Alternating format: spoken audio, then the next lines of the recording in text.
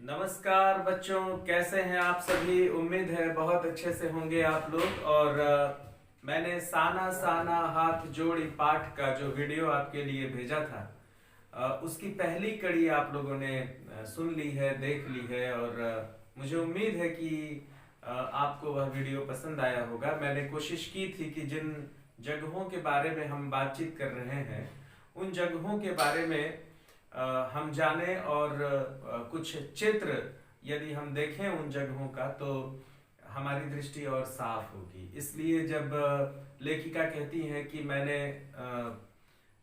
गंतोक में पहाड़ की ऊंचाइयों से जब गंतोक शहर को देखा, तो मैं मंत्रमुग्ध सी हो गई, मैं अवाक सी हो गई, मुझ पर जादू सा असर होने लगा।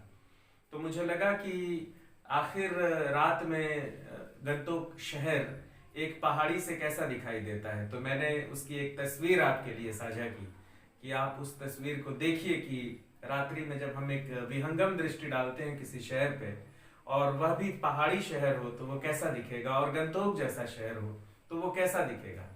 तो मुझे उम्मीद है कि आपको पिछला वीडियो पसंद आया होगा। फिर कविलॉन्ग स्टॉक के बारे में जब हम बात कर रहे थे, तो उसका भी फोटो मैंने आपके लिए भेजा था। और जो पताकाएं, बौद्ध पताकाएं फहराई जाती हैं, उनकी भी तस्वीर मैंने आपसे साझा की थी।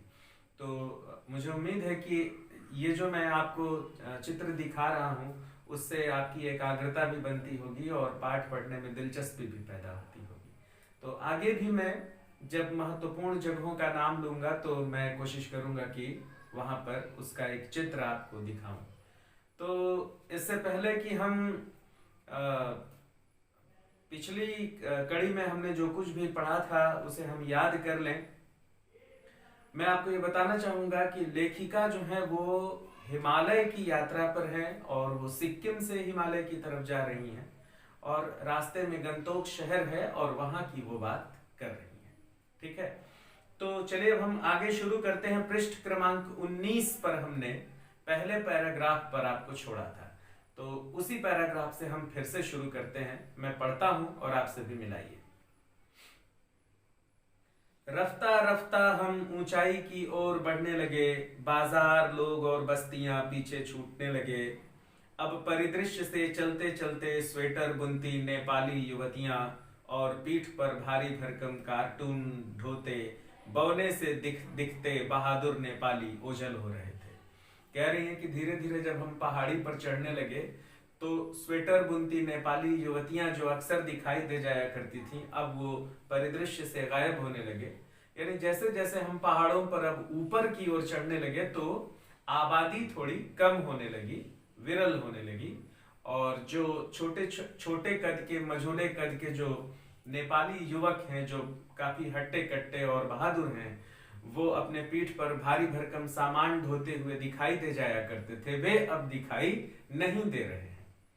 तो बच्चों, यहां से एक प्रश्न उठ सकता है कि जैसे जैसे लेखिका पहाड़ पर चढ़ने लगी, या लेखिका पहाड़ों की ओर बढ़ने लगी, आम जनजीवन किस तरह से दिखाई देने लगा। तो आप बताएंगे कि आम जनजीवन बिल्कुल इस तरह से दिखाई देने लगा कि जीवन के चिन्ह अब मिटने लगे।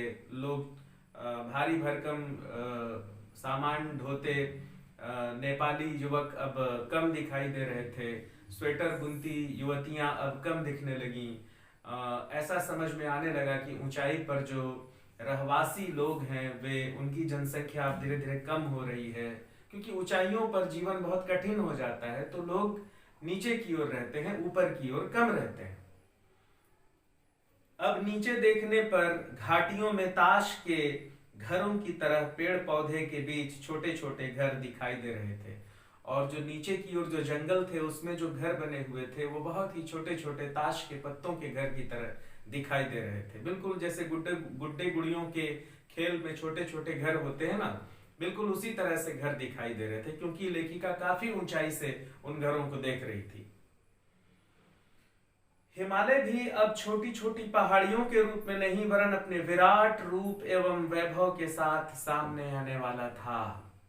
और अब हिमालय भी अब छोटी छोटी पहाड़ियों के समान नहीं, अब अपने पूरे विराट रूप में अब सामने आने वाला था, क्योंकि अब असली हिमालय देखने वाली थी लेखिका। हिमालय की तरफ जब हम बढ़ते हैं बच्चों, तो छोटी छोटी पहाड़ियां, छोटे छोटे पर्वत हमें दिखाई देते हैं। लेकिन जैसे जैसे हम हिमालय की ओर बढ़ते चले जाते हैं, हिमालय के भीतर प्रवेश करने लगते हैं, तब हिमालय अपने पूरे स्वरूप में प्रकट होता है, पूरे पहचान के साथ प्रकट होता है हिमालय। तब फिर दिखता है कि हाँ, ये देखो हिमालय है, जहां पर दुनिया की सबसे ऊंची चोटी माउंट एवरेस्ट है। वहां पर हमें विराट पर्वतों के दर्शन होते हैं। फिर वहां पर अपनी पूरी विराटता के साथ हिमालय हमें दिखाई देने लगता है। तो लेखिका यही कह रही है कि जब हम आगे बढ़े हिमालय की ओर और ऊंचाइयों पर पहुंचने लगे, तब छोटी छोटी पहाड़ियां दिखनी बंद हो गईं और असली हिमालय, विराट महाकाय पर्वत जो है, भीमकाय पर्वत जो है, हमारे सामने प्रकट होने लगे।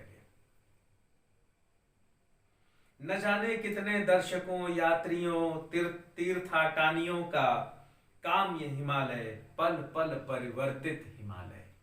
कैसा हिमालय? पल पल परिवर्तित हिमालय। दर्शनार्थियों का काम ये हिमालय, वह हिमालय जिसे देखने के लिए लोग मैदानी क्षेत्रों से ऊपर की ओर जाते हैं, उन दर्शनार्थियों का हिमालय, पल पल परिवर्तित हिमालय। क्या होता है बच्चों इसका मतलब, पल पल परिवर्तित हिमालय? देखिए बच्चों, आप सभी जानते हैं कि हिमालय नाम से ही जैसा स्पष्ट है, हिम धन आलय, मतलब कि बर्फ का घर। हिमालय पूरी तरह से बर्फ से बना हुआ है, बर्फ से ढका हुआ है, और वह बर्फ हमेशा नई नई आकृतियां लेता रहता है। अभी आपने जिस हिमालय को देखा, थोड़ी देर बाद उस हिमालय के स्वरूप में परिवर्तन दिखाई देने लगेगा। पहली बात तो यह है कि स्वयं बर्फ का अपना स्वरूप बदल देना।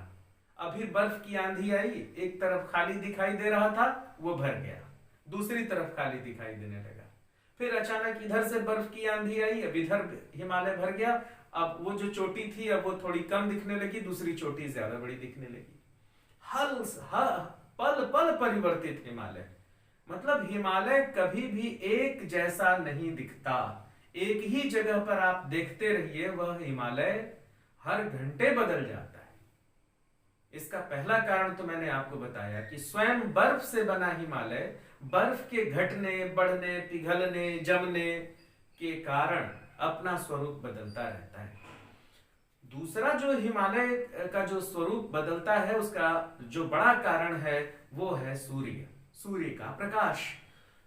सूर्य का प्रकाश अगर एक तरफ से पड़ रहा है तो दूसरी तरफ उसकी छाया दिखाई देती है। उस समय हिमालय का स्वरूप कुछ और होता है। जैसे जैसे सूर्य ऊपर की ओर बढ़ने लगता है, वैसे वैसे छायाएं बनने बिगड़ने लगती हैं। उन छायाओं के कारण जो हिमालय थोड़ी देर पहले दिखाई दे रहा था, वह हिमालय फिर दूसरी तरह का दिखने लगता है। फिर सूर्यास्त जब होने लगता है, तब दूसरी तरफ से सूर्य की किरणें पड़ने शुरू हो जाती हैं। उस समय हिमालय कुछ और दिखाई देता है। तो सूर्य की किरणों के बनिस्पत हिमालय का जो स्वरूप है, वह परिदृश्य में हमेशा बदलते रहता है, हमेशा बदलते रहता है।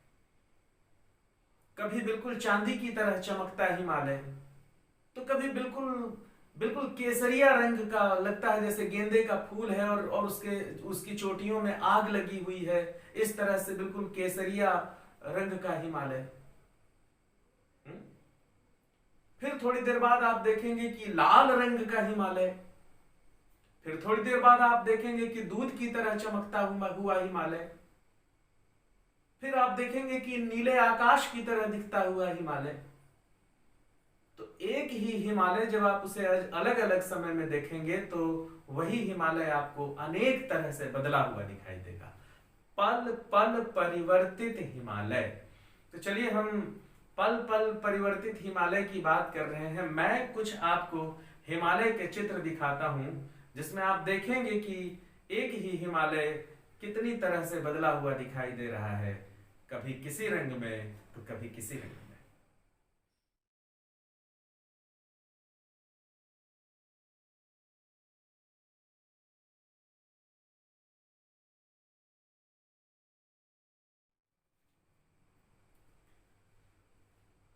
तो तो बच्चों आपने देखा ये जो चित्र मैंने आपको दिखाया, आपको दिखाई दिया कि किस तरह से हिमालय अपना स्वरूप बदल रहा है।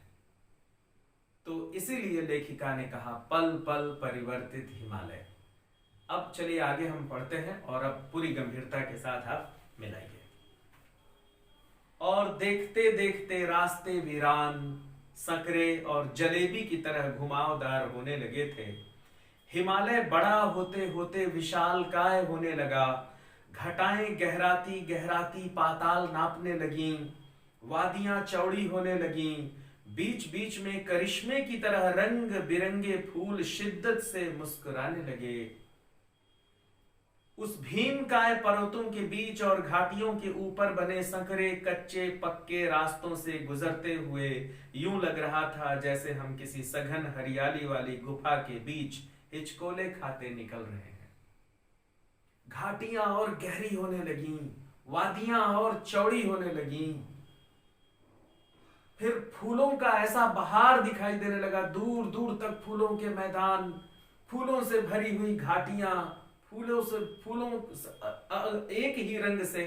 देखिए हिमालय की एक विशेषता है कि एक ही रंग के फूल अगर दिखाई देंगे तो दूर दूर तक दिखाई देंगे, फिर उसमें किसी दूसरे फूल की मिलावट नहीं है। फिर आप दूसरी तरफ देखेंगे तो एक दूसरे रंग का मामला दिखाई देगा, आपको दूसरे रंगों से भरे हुए फूल दिखाई देंगे। ये उन जगहों की बात है जब हम हिमालय पर चढ़ाई करते हैं, जब हम चढ़ते हैं तो रास्ते एकदम पतले संकरे होते चले जाते हैं और बिल्कुल घुमावदार रास्ते जलेबी की तरह होते चले जाते हैं। और वहां पर बर्फ थोड़ा कम है, इसलिए हमें फूलों की वादियां दिखाई दे रही हैं। आप पूछ सकते हैं कि सर एक तरफ आप कह रहे हैं कि हिमालय जो है बर्फ से ढका हुआ है और दूसरी तरफ आप कह रहे हैं कि फूलों से भरी हुई वादियां दिखाई दे रही हैं, ऐसा क्यों? तो बच्चों आप यहां पर यह समझिए कि लेखिका अभी उस जगह पे नहीं पहुंची हैं जहां पर हिमालय 10 किलोमीटर मोटे बर्फ 10 मीटर मोटे 100 मीटर मोटे बर्फ की चादर से ढका हुआ है।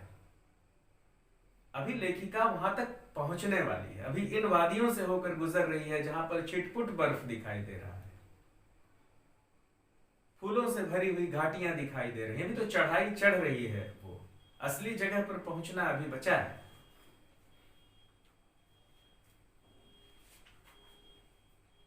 इस बिखरी असीम सुंदरता का मन पर यह प्रभाव पड़ा कि सभी सैलानी झूम झूम कर गाने लगे, सुहाना सफर और ये मौसम हसीन।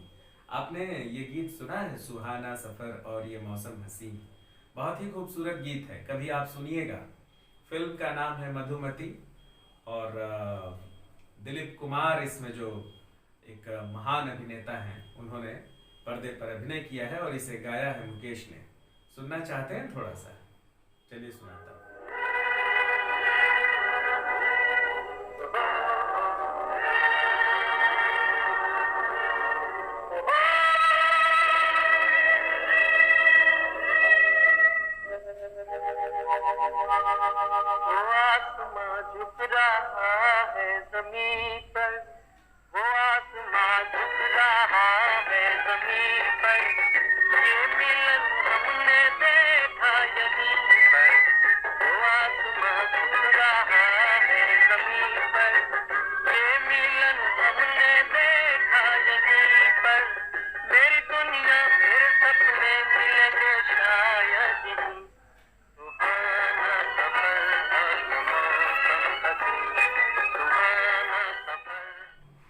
कैसा लगा? तो बच्चों आप देखिए कि जो सैलानी मतलब पर्यटक टूरिस्ट, जो लोग लेखिका के साथ जीप में बैठकर हिमालय दर्शन के लिए जा रहे थे, वो इस दृश्य से इतने प्रभावित हुए, इतने अभिभूत हुए, उन्हें यह दृश्य इतना खूबसूरत लगा कि वे लोग झूम झूम के गाने लगे, बिल्कुल इसी गीत की तरह जो गीत मैंने आपको सुनवाया, सुहाना सफर और ये मौसम हसीन, हमें डर है हम खो न जाएं कहीं। पर मैं मौन थी।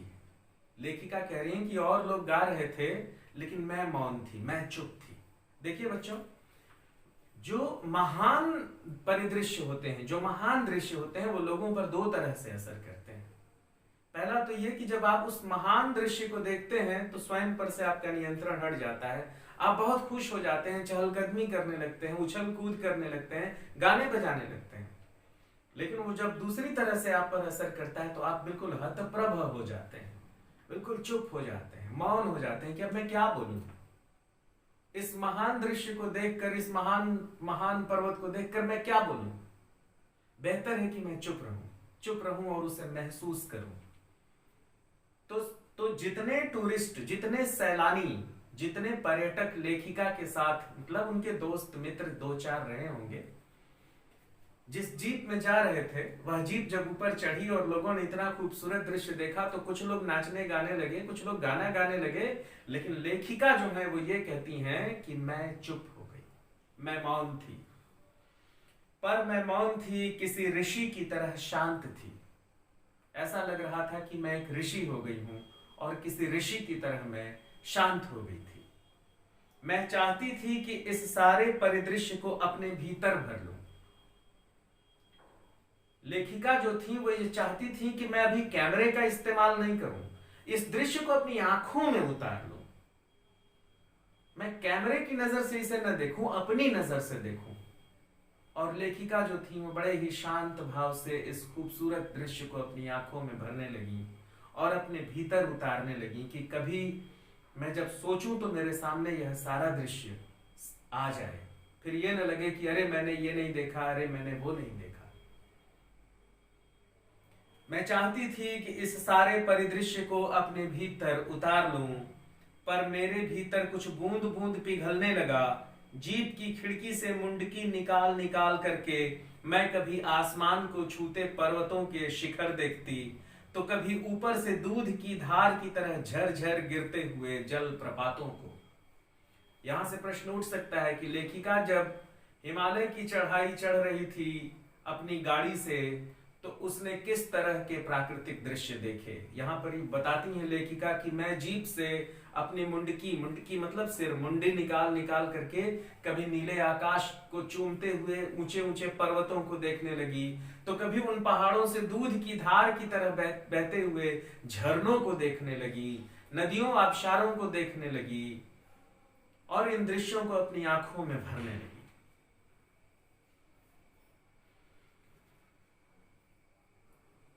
कभी ऊपर से दूध की धार की तरह झरझर गिरते जलप्रपातों को, तो कभी नीचे चिकने चिकने गुलाबी पत्थरों के बीच इठला इठला कर बहती चांदी की तरह कौंध मारती बनी ठनी तीस्ता नदी को देखने लगती। बच्चों, तीस्ता नदी बहुत ही महत्वपूर्ण नदी है। एक बहुत खूबसूरत गीत है इस पे, तीस्ता नदी सी तू चंचला, मैं भी हूं बचपन से मन चला। बहुत ही खूबसूरत गीत है, कभी आप इसे YouTube पे देखिएगा। तो वो जो तीस्ता नदी है वो हिमालय से निकल रही है और बिल्कुल खूबसूरत सी बनी ठनी सी लग रही है वह नदी। और लेखिका उसे वो नदी लेखिका के साथ शुरू से लेकर अंत तक है, क्योंकि वो बड़ी ऊंचाई से वह नदी निकल रही है और लेखिका उसी तरफ जा रही है। तो बताती हैं कि ये जो बनी ठनी हुई तीस्ता नदी है उसे भी मैं देख रही हूं और वो मेरे साथ है। गुलाबी गुलाबी पत्थरों के बीच बहती हुई बनी ठनी तीस्ता नदी। आप इन दृश्य को याद रखिएगा बच्चों, परीक्षा में आपसे पूछा जा सकता है।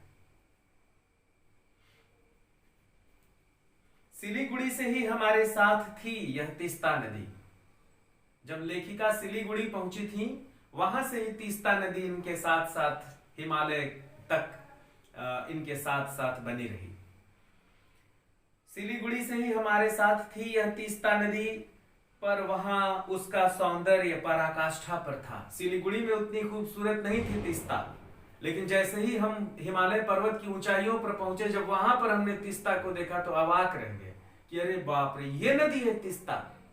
बिल्कुल उसी तरह बच्चों, जिस तरह आप गंगा को देखते होंगे, यमुना को देखते होंगे, मैदानी क्षेत्रों में इतने चौड़े पाट वाली गंगा नदी, जब आप हरिद्वार और उससे ऊपर की ओर जाएंगे तो गंगा का वेग देखिएगा, संभाले नहीं संभलता है। पहाड़ों पर पर्वतों से झरनों के रूप में झरती बड़ी नदियों को जब आप देखेंगे बच्चों तो रोमांचित हो जाएंगे। पिछली बार मुझे याद आता है कि जब 10वीं कक्षा का टूर लेकर हम लोग अमरकंटक गए थे तो बच्चों ने नर्मदा और सोन नदी को निकलते हुए देखा था। बहुत ही खूबसूरत, एक छोटा सा कुंड है, उस कुंड में से नर्मदा निकलती हैं और उसी से 1 किलोमीटर दूर हम आगे जाएंगे तो सोन नदी निकलती है। बच्चों ने जब इतनी भारत की इन 2 महान नदियों को एक छोटे से कुंड से निकलते हुए देखा तो बच्चे बहुत आश्चर्यचकित थे कि अरे नदी ऐसे निकलती है सर, नदी ऐसे निकलती है, ओ बिल्कुल देखो कैसे नदी निकल रही है, अरे ये नर्मदा नदी है, यकीन ही नहीं होता कि ये नर्मदा है, बिल्कुल छोटे से कुंड से। मैं रोमांचित थी, पुलकित थी, पर हाँ यहां उसका सौंदर्य पराकाष्ठा पर था। इतनी खूबसूरत नदी मैंने पहली बार देखी थी। बच्चों, किसी भी नदी को जब आप निकलते हुए देखिएगा ना, पहाड़ों पर से इठला इतरा करके झरने के रूप में गिरते हुए देखिएगा ना, तो आप बहुत खुश हो जाइएगा। तो लेखिका तीस्ता नदी को देख रही हैं और कह रही हैं कि इतनी खूबसूरत नदी मैंने अपने जीवन में पहली बार देखी है। मैं रोमांचित थी, पुलकित थी, चिड़िया के पंखों की तरह हल्की थी। कब हम हल्के हो जाते हैं? कब हम जब अपने आप को बहुत हल्का महसूस करते हैं? जब हम किसी दृश्य को देखकर बेहद प्रभावित होते हैं और सिर्फ उसी दृश्य के बारे में सोचते हैं, जीवन के सभी तनावों को भूल जाते हैं, तो हम अपने आप को बहुत हल्का महसूस करने लगते हैं। मेरे नगपति, मेरे विशाल, मैं हिमालय को सलामी देनी चाहिए कि तभी जीप एक जगह रुकी। अभी जो लेखिका है वो हिमालय को सलामी दे रही थी। मेरे नगपति, नगपति हिमालय को कहा जाता है। मेरे नगपति, मेरे हिमालय। अभी ऐसा कह के लेखिका हिमालय को सलामी देना चाह रही थी, तब तक जितेन नार्गे जो है वो अपनी जीप को एक जगह ले जाकर के रोके। खूब ऊंचाई से पूरे वेग के साथ शिखरों के भी शिखर से गिरता फेन उगलता झरना। बहुत ऊंचाई से गिरता हुआ एक झरना दिखाई दे रहा था। लोग ऐसे करके उसको देख रहे थे, वो चमकते हुए पहाड़ से वो झरना गिर रहा था। लोग एकदम अवाक हो गए, जीवन में पहली बार ऐसा झरना देखे थे। हम लोग चंद्रा और बांक और अपने आसपास के झरनों को देखकर, दूध धारा और टाइगर पॉइंट देखकर इतने खुश हो जाते हैं। सोचिए तो जब आप हिमालय के झरनों को देखिएगा तो आपका क्या हाल होगा। तो एकदम सारे लोग ना अवाक हो गए। चमत्कार, ऐसा भी होता है क्या? ऐसा भी झरना है? मेरे नगपति, मेरे विशाल, मैंने हिमालय को सलामी देनी चाहिए। तभी जीप एक जगह रुकी। खूब ऊंचाई से पूरे वेग के साथ ऊपर शिखरों के भी शिखर से गिरता फेन उगलता झरना। इसका नाम था 7 सिस्टर्स वाटरफॉल। 7 sisters waterfall. नाम याद रखिएगा। किस झरने को देखकर जीप रुकी और लोग अवाक रह गए, हतप्रभ रह गए? कौन सा झरना था वो? 7 सिस्टर्स वाटरफॉल।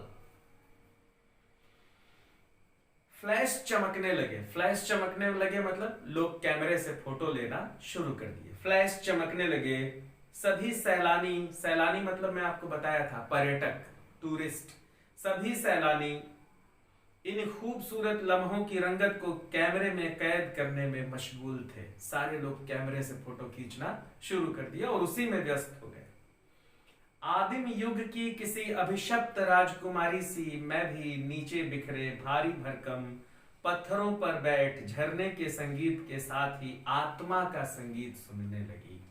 लेखिका कहती हैं इन 2-3 देखिए, मैंने आपको कहा था कि इस पाठ की भाषा बड़ी काव्यात्मक है और बड़ी चित्रात्मक है। लेखिका जो बात कह रही है वो सीधे सीधे नहीं कह रही है। कह रही है कि मैं आदिम युग की किसी अभिशप्त राजकुमारी की तरह नीचे बिखरे भारी भरकम पत्थरों पर बैठ झरने के संगीत के साथ ही आत्मा का संगीत सुनने लगी। आदिम युग की अभिशप्त राजकुमारी की तरह। क्या मतलब होता है इस पंक्ति का? आदिम युग मतलब होता है बहुत पुराना युग। उस युग में कि कोई एक ऐसी राजकुमारी हुई थी जिसे यह श्राप मिला हुआ था कि जाओ अब तुम चुपचाप बैठो, अब तुम चुपचाप रहोगी और सिर्फ सुनोगी। उसी राजकुमारी की तरह मैं बिल्कुल चुपचाप पत्थरों पर बैठ गई और सारे लोग कैमरे से सेवन सिस्टर्स वाटरफॉल के फोटो उतार रहे थे और मैं उसी अभिशप्त राजकुमारी की तरह चुपचाप मुंह बंद किए, आंखें बंद किए उस पत्थर पर बैठ गई और झरने का संगीत सुनने लगी। और झरने के संगीत के साथ ही साथ मन के भीतर जो एक संगीत चल रहा था उसे भी सुनने लगी। क्या अर्थ होता है इसका? इसका अर्थ ये होता है बच्चों कि लेखिका जो है वो बहुत ही भावुक हो गई थी, जिसे अंग्रेजी में कहते हैं इमोशनल, बहुत इमोशनल हो गई, बहुत ही भावुक हो गई उन दृश्यों को देखकर। उनके मन में, उनका मन जो है वो करुणा से भर आया इतने खूबसूरत दृश्यों को देखकर, क्योंकि उन्होंने जीवन में कभी ऐसे दृश्यों को देखा ही नहीं था। और वो चुपचाप जाकर एक पत्थर पर बैठ गई और उस झरने को महसूस करने लगी, जैसे ये मेरा ही कोई साथी है। उस झरने के संगीत को महसूस करने लगी और एक बारगी वो जो संगीत है वो ऐसा लगने लगा कि वो उनके ही भीतर का संगीत है। तो वो उसे महसूस करना शुरू करती हैं, उस झरने को महसूस करना शुरू करती हैं और उनके भीतर भी एक संगीत बजना शुरू हो जाता है और वो चुपचाप उस अनुभव को किसी को बता नहीं पाती हैं और वो चुपचाप उस पत्थर पर जाकर के बैठ जाती हैं और उन दृश्यों को, उन संगीत को अपने भीतर महसूस करने लगती हैं। बात समझ रहे हैं आप मैं क्या कहना चाहता हूं? बहुत ही आसान लहजे में अगर आप समझना चाहें, बहुत ही आसान शब्दों में अगर मैं आपको समझाना चाहूं तो मैं यही कहूंगा कि लेखिका इस दृश्य को देखकर एकदम चौंक गई, चकित हो गई, कुछ बोल नहीं पा रही थी। उनका मन भावुक हो गया, रुलाई से भर गया कि इतने खूबसूरत दृश्यों को मैं अपने जीवन में आज तक कभी नहीं देखी थी। और वो चुपचाप अवाक होकर एक पत्थर पर जाकर बैठ गई और उन दृश्यों को अपने भीतर उतारना शुरू कर दी। उन दृश्यों को देखकर बहुत मोहित, सम्मोहित होना शुरू हो गया, उनका मन जो है मोहित हो गया। ठीक है, समझ में आ रहा है मैं क्या कहना चाह रहा हूं?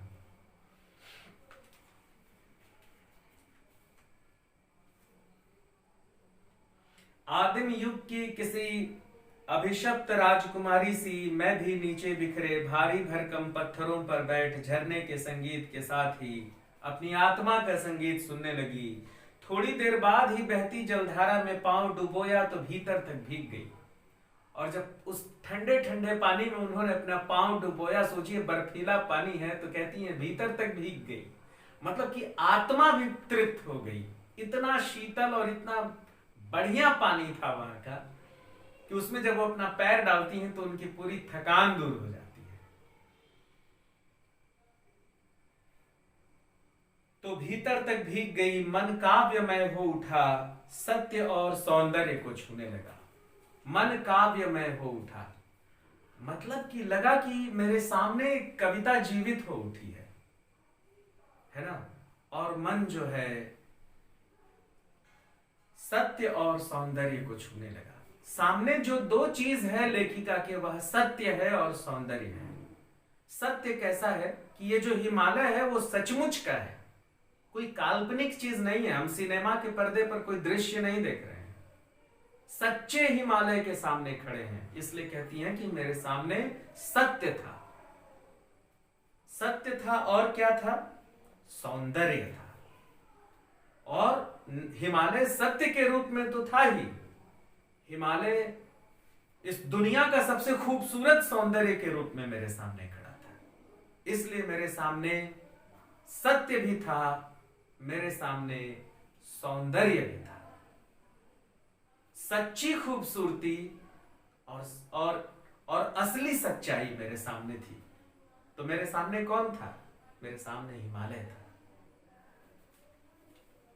बच्चों, मैं आपको बता रहा हूं कि जो कोई भी हिमालय देखकर लौटता है ना, कुछ दिनों तक तो वो बिल्कुल अपने आप में नहीं रहता।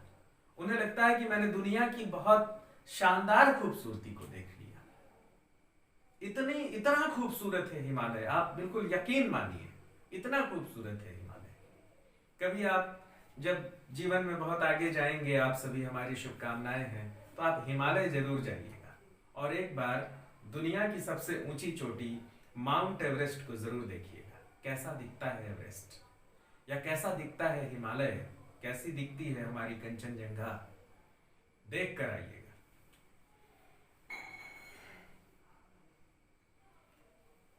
अब उस झरने पर और आगे बात कर रही हैं सिस्टर लेखिका, कहती हैं कि जीवन की अनंतता का प्रतीक वह झरना था, वह जीवन की अनंतता का प्रतीक है। मतलब जीवन जो है वो नष्ट नहीं होता, इसका प्रतीक है वह झरना। क्योंकि जब से यह धरती बनी है, जब से हिमालय बना है, तब से वह झरना बह रहा है, करोड़ों सालों से वह झरना बह रहा है। हिमालय जब से बना है तब से वह झरना बह रहा है, इसलिए जीवन की अनंतता का प्रतीक है वह झरना, कि जीवन का अंत नहीं है ना। जीवन की अनंतता का प्रतीक वह झरना, उन अद्भुत अनूठे क्षणों में मुझ में जीवन की शक्ति का एहसास हो रहा था। इस कदर प्रतीत हुआ कि जैसे मैं स्वयं भी देश और काल की सरहदों से दूर बहती धारा बहने लगी हूं। भीतर की सारी तामसिकताएं और दुष्ट वासनाएं इस निर्मल धारा में बह गईं। कह रही हैं लेखिका कि इस कदर प्रतीत हुआ जैसे मैं स्वयं भी देश और काल की सरहदों से दूर हो गई। उन्होंने कहा कि जब मैं इस झरने को देखी तो मुझे ये ऐसा लगने लगा कि अब यह धरती देशों में नहीं बटी है। ये जो हिमालय है ये किसी देश का नहीं है, यह पूरी दुनिया का है। इसलिए मैं देश और दुनिया के बंधनों से मुक्त हो चुकी थी। ऐसा लगा यह हिमालय हमारी धरती का है। और फिर कह रही हैं कि ऐसा लगा जैसे मेरे भीतर की जितनी भी गंदगी है, जितनी भी वासनाएं हैं, जितनी भी तामसिकताएं हैं, तामसिकता मतलब अंधेरा, वासना मतलब लालच, मेरे भीतर जितना भी अंधेरा था ज्ञान का और जितना भी लालच था, इस महान हिमालय को देख करके, इस बहते हुए झरने को देख करके वह सारी चीजें निकल कर बाहर हो गई। जब मैंने देखा कि इतनी खूबसूरत प्रकृति है, हमें तो इसकी बात करनी चाहिए, और हम किसकी बात करते हैं? अपने स्वार्थों की बात करते हैं, एक दूसरे को नीचा दिखाने की बात करते हैं, झगड़ते हैं, लड़ते हैं, लोगों को पीछे ढकेलने का काम करते हैं। ओह, ये जिंदगी नहीं है, जिंदगी तो ये है। तो कहती हैं कि जब मैंने इस महान झरने को देखा तो मुझे लगा कि हम किस चक्कर में फंसे हुए थे अब तक। असली तो ये है, ये विराटता है, विराट ये है। हम अपने आप को कहते हैं कि हम बहुत बड़े बन जाएं। हम कितना बड़े बन सकते हैं आप खुद सोचिए। अगर आप कहें कि आप बहुत बड़ा बनना चाहते हैं, कितना बड़ा बन सकते हैं आप बताइए मुझे। आप इतना बड़ा बन सकते हैं कि दुनिया के सबसे बड़े रईस हो जाएंगे आप। ठीक, उसके बाद क्या चावल खाना छोड़ करके हीरा मोती खाने लगेंगे? क्या पानी पीना छोड़ करके सोने को पिघला के पीना शुरू कर देंगे? मनुष्य ही रहेगा, और वो कितना भी बड़ा बन जाए, माउंट एवरेस्ट नहीं हो सकता, हिमालय नहीं हो सकता, नदियां नहीं हो सकता, वृक्ष नहीं हो सकता। मनुष्य ही रहेगा, अनाज खाएगा, पानी पिएगा, एक दूसरे से लड़ेगा और छोटा रहेगा। जब ये बात लेखिका को समझ में आ गई तो उन्होंने कहा कि उनके भीतर की जितनी भी तामसिकताएं हैं वह दूर होने लगी। उसके भीतर की जितनी भी वासनाएं हैं, लालच है, वह दूर होने लगा। लेखिका को लगा कि नहीं, जीवन में बड़ा बनने का लक्ष्य नहीं होना चाहिए, जीवन में मनुष्य बनने का लक्ष्य होना चाहिए, मनुष्यता सबसे बड़ा लक्ष्य होना चाहिए। बड़ा तो ये है जो मेरे सामने है, और जिसे कभी भी घमंड नहीं हुआ कि मैं बहुत बड़ा हूं। यह हिमालय तब से है जब से यह धरती बनी है। इसके सामने हमारी क्या औकात है?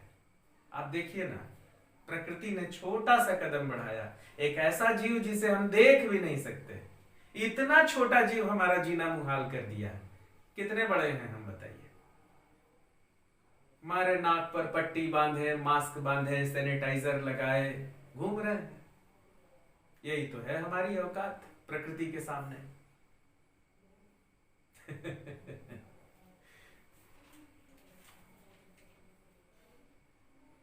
तो वही कह रही हैं कि ऐसा लगा कि जैसे भीतर की सारी तामसिकताएं और दुष्ट वासनाएं इस निर्मल धारा में बह गईं।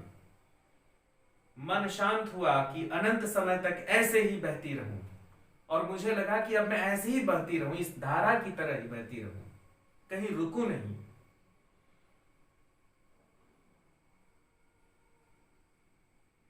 मन हुआ कि अनंत समय तक ऐसे ही बहती रहूं, सुनती रहूं इस झरने की पुकार को। पर जितेन मुझे ठेलने लगा और कहा कि आगे इससे भी सुंदर नजारे मिलेंगे।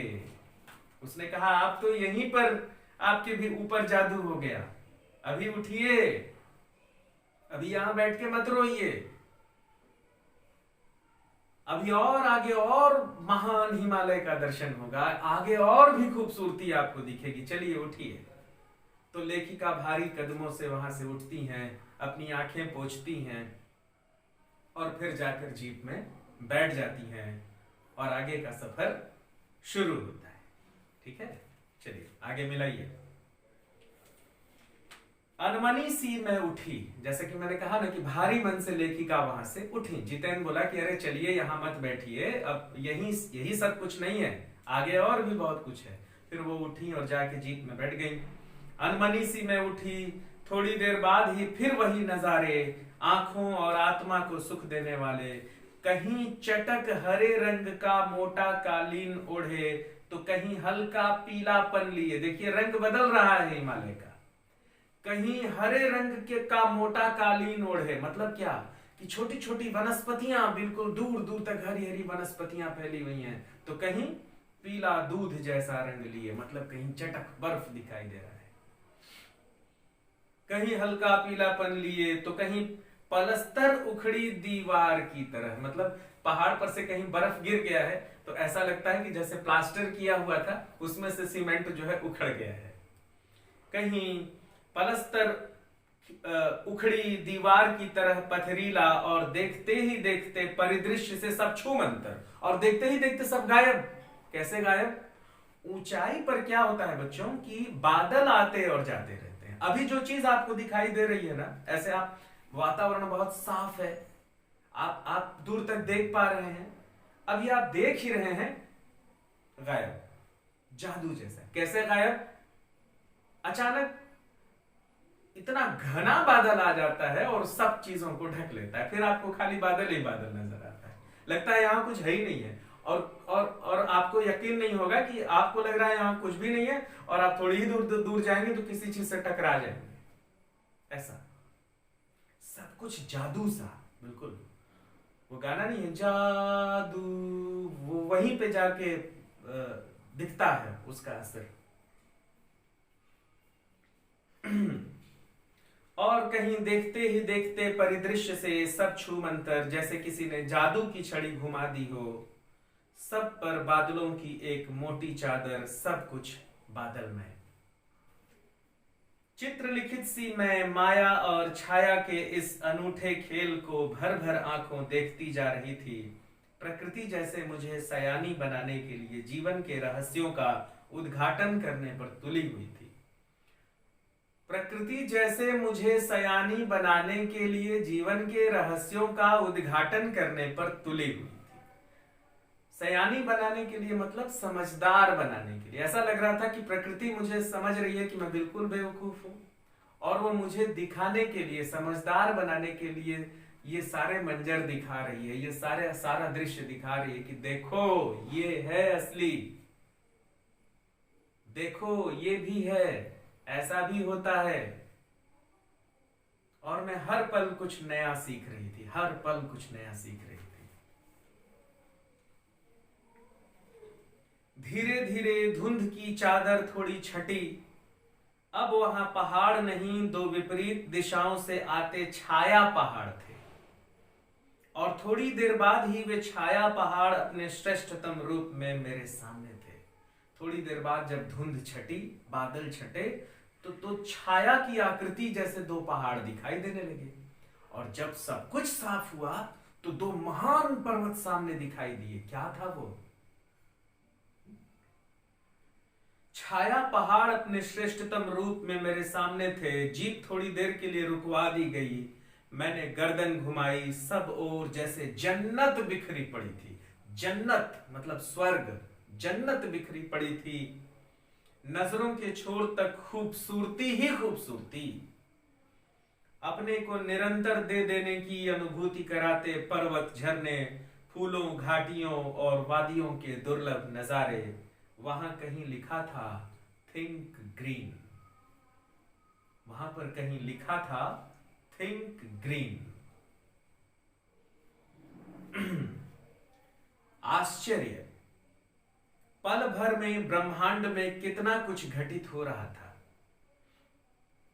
सतत प्रवाहमान झरने, नीचे वेग से बहती तीस्ता नदी, सामने उठती धुंध, ऊपर मंडराते आवारा बादल, मध्यम मध्यम हवा में हिलोरे लेते प्रियुता और रोडोडेंड्रो के फूल, सब अपनी अपनी लय, तान और प्रवाह में बहते हुए चरय वेती। सब कुछ चल रहा था। कह रही है वहां क्या क्या था? तीस्ता नदी थी, सेवन सिस्टर्स फॉल था, बादल थे, मध्यम मध्यम चलती हवा थी, पेड़ थे, पौधे थे, वादियां थी, घाटियां थी, फूल थे, रंग बिरंगे फूल थे, बर्फ था, सब कुछ तो था। और अपने को दे देने के लिए था कि लो, मुझे ले लो, मैं तुम्हारा हूं, आओ यहां रहो, ये तुम्हारा है। और वहीं लिखा था थिंक ग्रीन। और समय के इसी सतत प्रवाह में तिनके सा हमारा वजूद, और हम जो थे, वो जो दृश्य था, उसकी तुलना में हम एक तिनके के समान थे। हम अपने आप को बहुत बड़ा समझते हैं ना, बहुत बड़ा, ओ रे मुझसे बड़ा कौन, है ना। हम चलते हैं ना सिनातन के, मुझसे बड़ा कौन। जब आप वहां पहुंच जाइएगा ना, तो लगेगा कि मैं तो एक तिनका हूं, वह भी नहीं हूं। मैं तो एक तिनका भी नहीं हूं प्रकृति के सामने, कुछ भी नहीं। कह तो रहा हूं कि प्रकृति का एक इतना छोटा सा जीव जो आपकी आंखों से दिखाई तक नहीं देता, वो आपको, आपका जीना मुश्किल कर देता है, हमारा जीना मुश्किल कर देता है। क्या लड़ेंगे हम प्रकृति से? क्या घमंड दिखाएंगे हम प्रकृति के सामने? पहली बार एहसास हुआ, कह रही हैं कि पहली बार एहसास हुआ इस बात का कि जीवन का आनंद यही है चलायमान सौंदर्य। पहली बार लगा कि जिंदगी में अगर कोई खूबसूरती है तो यही चलता हुआ सौंदर्य है। वास्तव में खूबसूरत हम और आप नहीं है बच्चों, वास्तव में खूबसूरत प्रकृति है। हम तो सुंदर, खराब, काले, गोरे, सांवले हो सकते हैं, लेकिन प्रकृति हमेशा खूबसूरत, हमेशा। क्यों आप चाहते हैं कि मेरा भी एक घर होता, पहाड़ों पर होता? क्यों आप सोचते हैं कि मेरे घर में खूबसूरत गुलाब के फूल होते? आप चाहते हैं ना कि प्रकृति का एक हिस्सा हमारे घर में रहे।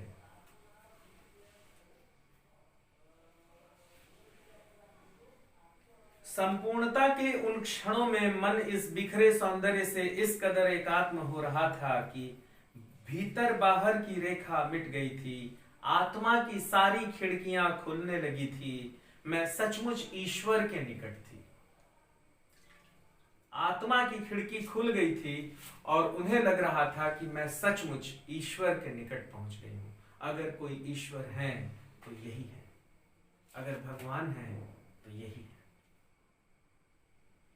मैं सचमुच ईश्वर के निकट थी। सुबह सीखी प्रार्थना फिर होठों को छूने लगी। और सुबह जो मैं नेपाली युवती से वह प्रार्थना सीखी थी ना, साना साना हाथ जोड़ी,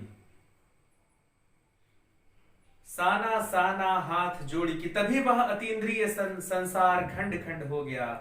वह महाभाव सूखी टहनी सा टूट गया।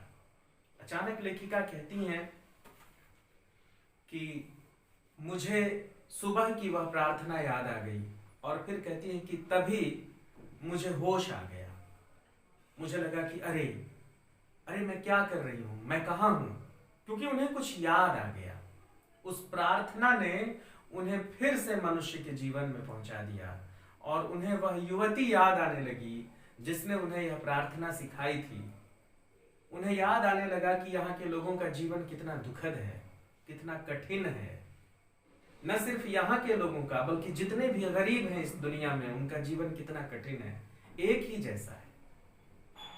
चाहे वह हिमालय पर रहने वाले पहाड़ी लोग हों, चाहे मैदान में काम करने वाली महिलाएं हो, चाहे दुनिया के किसी भी कोने में काम करने वाले लोग हों, सबकी परिस्थितियां एक जैसी। तो वह प्रार्थना याद आई, प्रार्थना से वह लड़की याद आई, उस लड़की से उस लड़की के जैसे और लोगों का दुख याद आया, और वह जो और लोगों का दुख है वह दुनिया में और लोगों के दुखों के समान है, वह याद आया। और इस प्रकार लेखिका एक सुंदर प्राकृतिक दृश्य से फिर से निकल करके और दुनिया के दुखों को देखना शुरू कर दी। समझ रहे हैं आप? तो लेखिका यहीं पर आपको दो पार्टों के बीच में खड़ा कर देती है कि देखो, एक तरफ हिमालय का अप्रतिम सौंदर्य है और दूसरी तरफ जीवन का दुख, और इसके बीच में तुम खड़े होकर के कभी इसे देख रहे हो, कभी इसे देख रहे हो। तो बच्चों, मुझे लगता है कि समय अब काफी हो गया, और अगर हम एक ही दिन में बहुत ज्यादा पढ़ लेंगे तो गड्ढ मड्ढ सा होने लगेगा कि अरे क्या पढ़ा क्या छोड़ा, है ना। तो हम अब अगली कक्षा में इससे आगे पढ़ेंगे। पाठ थोड़ा बड़ा है, इसलिए 1-2 भाग अभी और इसके बढ़ेंगे, उसके बाद हम फिर प्रश्नोत्तर देखेंगे।